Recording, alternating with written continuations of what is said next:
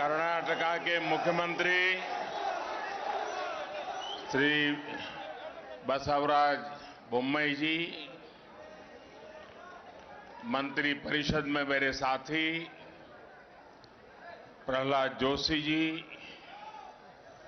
संसद में हमारे वरिष्ठ साथी डॉक्टर वीरेंद्र हेगड़े जी,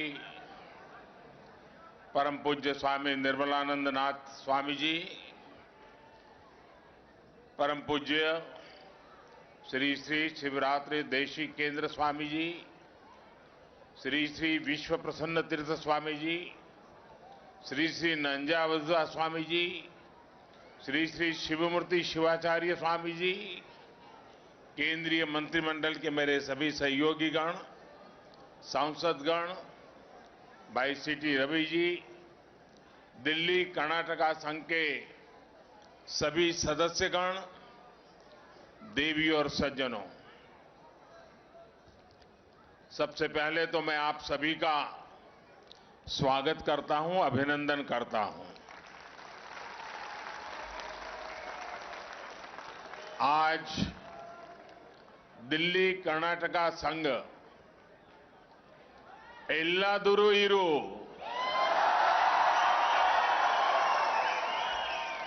एतादरु इरु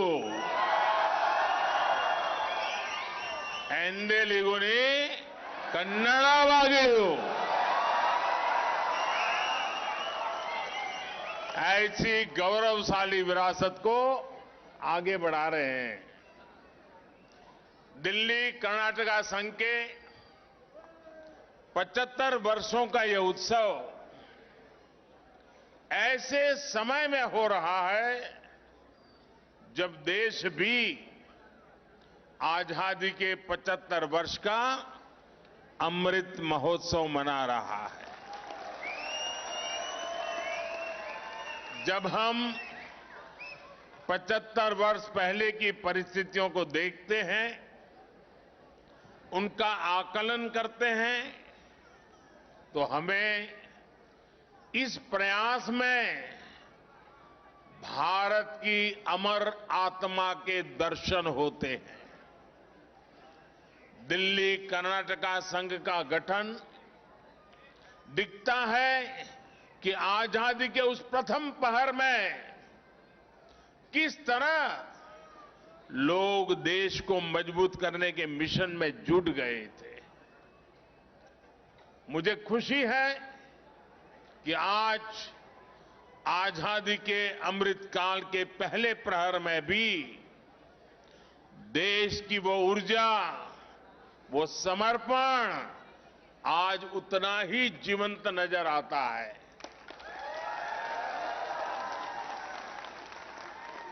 मैं इस अवसर पर इस संघ का सपना देखने वाली, इसे साकार करने वाली सभी महान विभूतियों को नमन करता हूं और 75 साल की यात्रा सरल नहीं होती है। अनेक उतार चढ़ाव आते हैं, अनेक लोगों को साथ लेकर के चलना पड़ता है। 75 साल तक जिन जिन लोगों ने इस संघ को चलाया, आगे बढ़ाया, विकास किया, वे सबके सब अभिनंदन के अधिकारी हैं। मैं कर्नाटका के लोगों को भी राष्ट्र निर्माण के उनके प्रयासों के लिए प्रणाम करता हूं। साथियों, भारत की पहचान हो, भारत की परंपराएं हो या भारत की प्रेरणाएं हो, कर्नाटका के बिना हम भारत को परिभाषित नहीं कर सकते।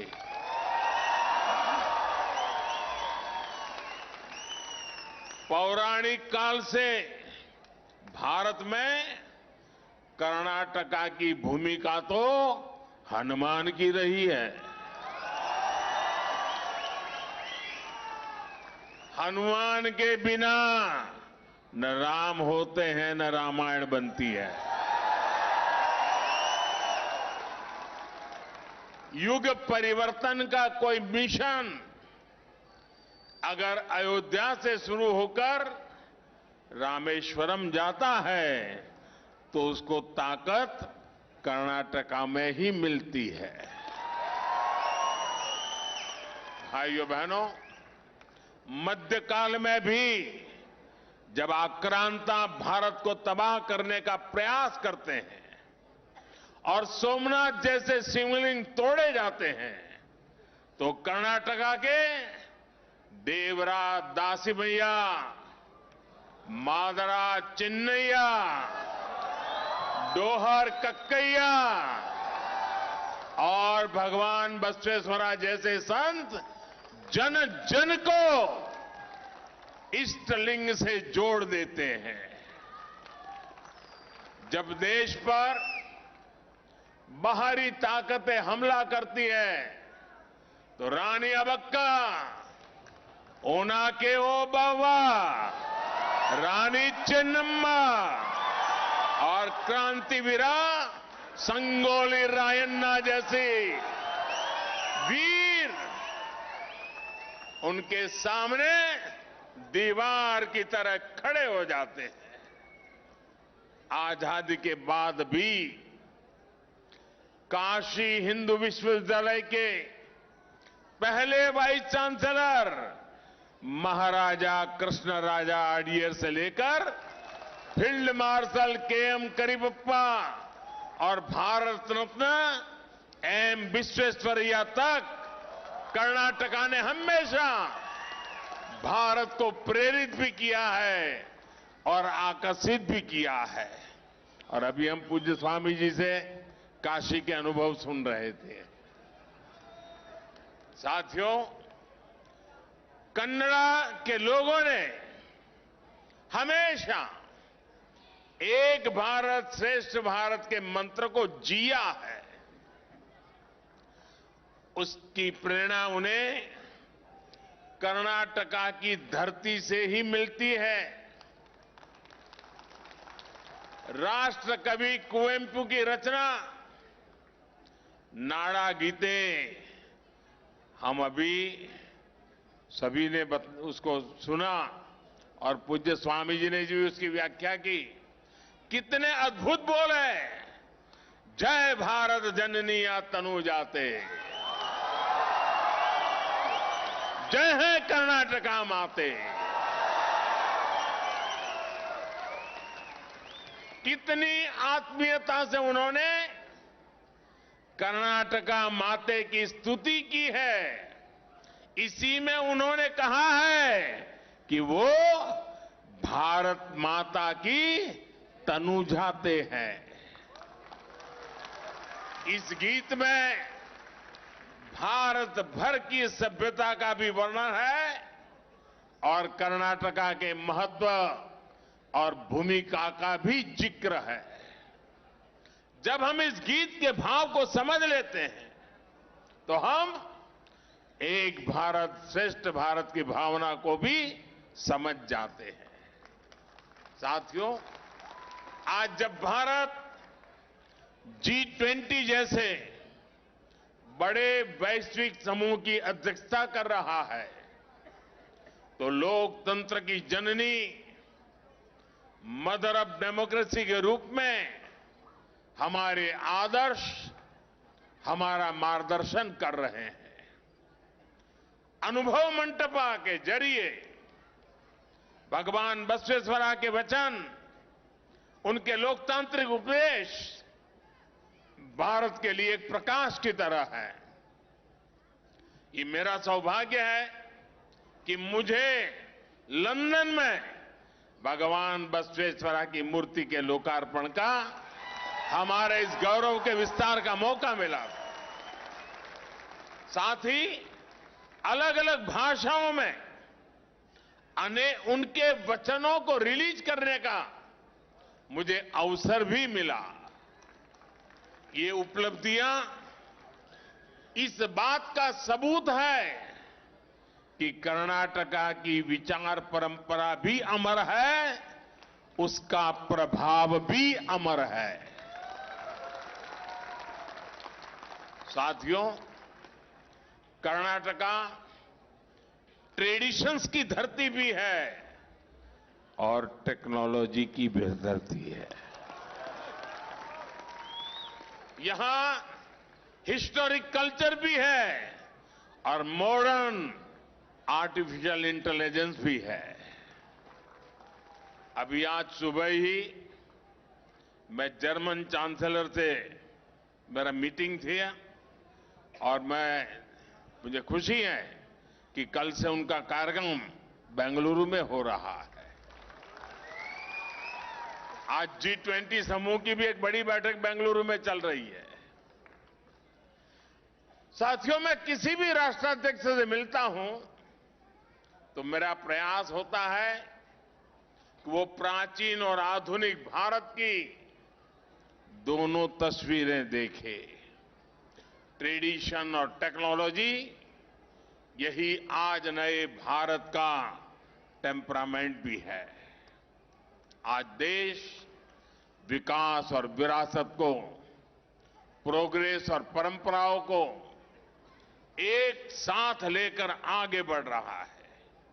आज एक और भारत अपने प्राचीन मंदिरों को, सांस्कृतिक केंद्रों को पुनर्जीवित कर रहा है, तो साथ ही हम डिजिटल पेमेंट के मामले में वर्ल्ड लीडर भी बन जाते हैं। आज का भारत हमारी सदियों पुरानी चोरी हुई मूर्तियों को, आर्टिफैक्ट्स को विदेशों से वापस ला रहा है और आज का भारत विदेशों से रिकॉर्ड फॉरेन डायरेक्ट इन्वेस्टमेंट भी लेकर आ रहा है। यही नए भारत का वो विकास पथ है जो हमें विकसित भारत के लक्ष्य तक लेकर जाएगा। साथियों, आज देश के लिए और कर्नाटका की सरकार के लिए कर्नाटका का विकास एक सर्वोच्च प्राथमिकता है।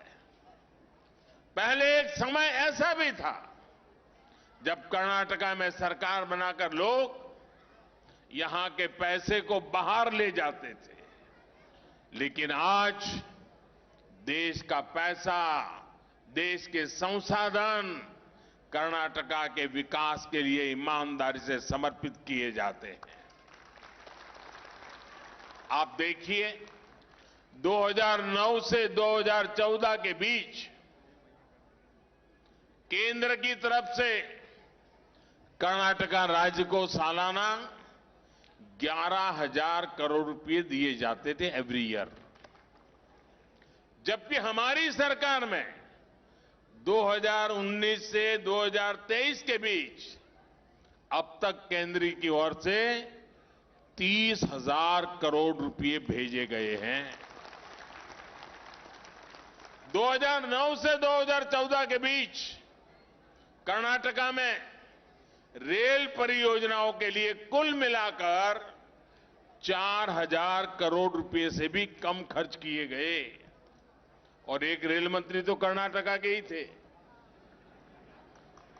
4,000 करोड़, यानी 5 साल में 4,000 करोड़ रुपए से भी कम, जबकि हमारी सरकार ने इसी बार के बजट में कर्नाटका के रेल इंफ्रास्ट्रक्चर के लिए करीब 7,000 करोड़ रुपए दिए हैं। इस वर्ष की बात कर रहा हूं मैं। नेशनल हाईवेज के लिए भी पिछली सरकार के 5 वर्षों में कुल मिलाकर 6,000 करोड़ रुपए कर्नाटका के लिए दिए गए, लेकिन इन 9 वर्षों में हमारी सरकार ने हर वर्ष 5,000 करोड़ का निवेश कर्नाटका में किया गया। कहां 5 साल में 6,000 करोड़, कहां हर साल 5,000 करोड़। साथियों, हमारी सरकार द्वारा लंबे समय से चली आ रही अपर भद्रा प्रोजेक्ट की मांग को भी पूरा किया जा रहा है। इससे तुमकुरू, चिकमंगलूर, चित्रदुर्ग और दावणगेरे सहित सेंट्रल कर्नाटका के बड़े सूखा प्रभावित क्षेत्र को लाभ होने वाला है। मेरे किसानों का कल्याण होने वाला है। ये विकास की नई रफ्तार कर्नाटका की तस्वीर को तेजी से बदल रही है। आप में से जो लोग दिल्ली में रह रहे हैं, लंबे समय से अपने गांव नहीं गए हैं, आप जब वहां जाएंगे तो आपको आश्चर्य भी होगा, गर्व भी होगा। साथियों, दिल्ली कर्नाटका संघ के 75 वर्षों में उन्नति, उपलब्धि और ज्ञान के उत्कर्ष के कई महत्वपूर्ण क्षण हमारे सामने आए हैं। अब अगले 25 वर्ष और भी महत्व के हैं। अमृतकाल और दिल्ली कर्नाटका संघ के अगले 25 वर्षों में आप कई महत्वपूर्ण काम कर सकते हैं। जिन दो चीजों पर आप फोकस कर सकते हैं वो है कली के मत्तू कले, यानी ज्ञान और कला। अगर हम कलिके की बात करें तो हम जानते हैं कि हमारी कन्नड़ा भाषा कितनी सुंदर है, इसका साहित्य कितना समृद्ध है। साथ ही साथ कन्नड़ भाषा की एक और विशेषता है, ये वो भाषा है जिसे बोलने वालों में रीडिंग हैबिट बहुत स्ट्रांग होती है। कन्नड़ भाषा के पाठकों की संख्या भी बहुत ज्यादा है। आज किसी कन्नड़ में कोई अच्छी नई किताब आती है तो कुछ ही हफ्तों में पब्लिशर को उसे रीप्रिंट करवाना पड़ता है।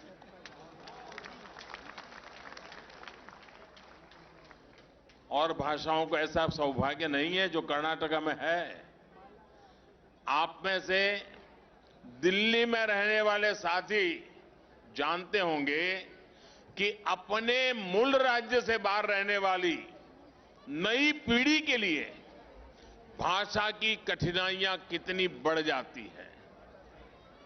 इसलिए चाहे जगतगुरु बसवेश्वर के वचन हो या फिर हरिदास के गीत, चाहे कुमार व्यास द्वारा लिखित महाभारत का संस्करण हो या फिर कुवेंपु का लिखा रामायण दर्शनम, इस विशाल धरोहर को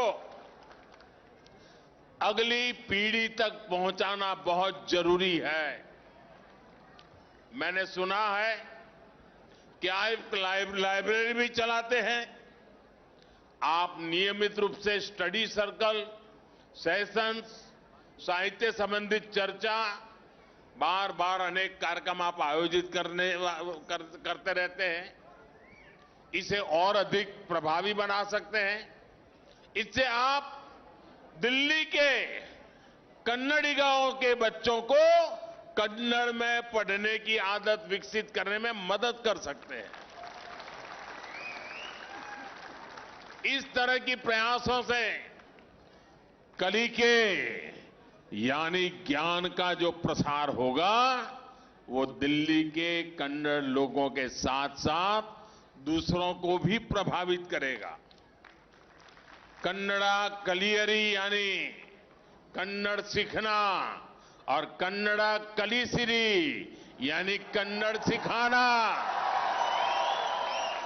दोनों में मदद होगी। साथियों, कलिके के साथ कले यानी आर्ट के क्षेत्र में भी कर्नाटका ने बहुत असाधारण उपलब्धियां हासिल की है। मैं आभारी हूं इस कार्यक्रम में इतने कम समय में मुझे पूरे कर्नाटक के कल्चरल को इसकी यात्रा करने का मौका मिल गया। कर्नाटका क्लासिकल आर्ट और जानपद आर्ट दोनों में समृद्ध है। कंसाले से लेकर संगीत की कर्नाटका शैली तक, भारतनाट्यम से लेकर यक्षगान तक, कर्नाटका की हर कला हमें आनंद से भर देती है। पिछले कई वर्षों से दिल्ली कर्नाटका संघ ने कई ऐसे कार्यक्रम आयोजित किए हैं, लेकिन अब इन प्रयासों को नेक्स्ट लेवल पर ले जाने की जरूरत है। मेरा आग्रह है कि भविष्य में जब भी कोई कार्यक्रम हो तो हर डेली कन्नाडिगा फैमिली ये प्रयास करे कि उनके साथ एक गैर कन्नड़ परिवार भी शामिल हो, ताकि वो कर्नाटका के वैभव के साक्षी बन सके और कर्नाटका की समृद्ध कलाओं का आनंद ले सके। कन्नड़ संस्कृति को दिखाने वाली कुछ फिल्में गैर कन्नड़ लोगों में भी बहुत लोकप्रिय हुई है। इससे लोगों में कर्नाटक को जानने समझने की जिज्ञासा बढ़ी है। हमें इस जिज्ञासा का उपयोग करना है। साथ ही मेरी आपसे एक और अपेक्षा है। कर्नाटका के कलाकार, प्रबुद्ध लोग जो यहां आए हैं, आप दिल्ली में national war memorial, PM museum और कर्तव्य पथ जैसी जगहों पर जरूर जाना, उसके बाद ही वापस जाना। आपको ऐसा बहुत कुछ देखने को मिलेगा जो आपको गर्व से भर देगा। आपको लगेगा कि ये काम बहुत पहले हो जाने चाहिए थे। मैं चाहूंगा कि आप यहां के अनुभवों को कर्नाटका के लोगों को भी बताएं। साथियों, इस समय दुनिया भारत की पहल पर इंटरनेशनल ईयर ऑफ मिलेट्स मना रही है। कर्नाटका तो भारतीय मिलेट्स यानी सिरी धान्य का प्रमुख केंद्र रहा है। आपका श्री अन्न रागी कर्नाटक की संस्कृति का हिस्सा भी है और आपकी सामाजिक पहचान भी है। कर्नाटका में हमारे येदियुरप्पा जी के समय से ही सिरी धान्य के प्रमोशन के लिए कार्यक्रम भी शुरू किए गए थे।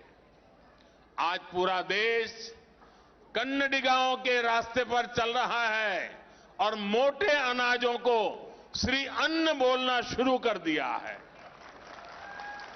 आज जब पूरा विश्व श्री अन्न के फायदों और इसकी जरूरत को समझ रहा है, तो आने वाले समय में इसकी मांग भी बढ़ने वाली है।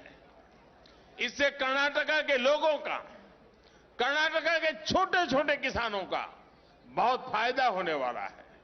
साथियों, 2047 में भारत जब एक विकसित राष्ट्र के रूप में अपनी आजादी के 100 साल पूरे करेगा, तब दिल्ली कर्नाटका संघ भी अपने 100वें साल में प्रवेश करेगा। तब भारत के अमृतकाल के गौरव में आपके योगदानों की भी चर्चा होगी। इस भव्य समारोह के लिए और 75 साल की इस यात्रा के लिए मैं फिर एक बार आप सबको बहुत बहुत शुभकामनाएं देता हूं। मैं पूज्य संतों का भी हृदय से बहुत आभार व्यक्त करता हूं कि पूज्य संतों ने हमारे बीच आकर के हम सबको आशीर्वाद दिए, हम सबको प्रेरणा दी। मैं पूज्य संतों का भी आशीर्वाद प्राप्त करने के लिए सौभाग्य मुझे प्राप्त हुआ, इसके लिए अपने आप को गौरवान्वित महसूस कर रहा हूं। मैं फिर एक बार आप सबका हृदय से बहुत बहुत धन्यवाद करता हूं। मेरे साथ बोले भारत माता की, भारत माता की, भारत माता की।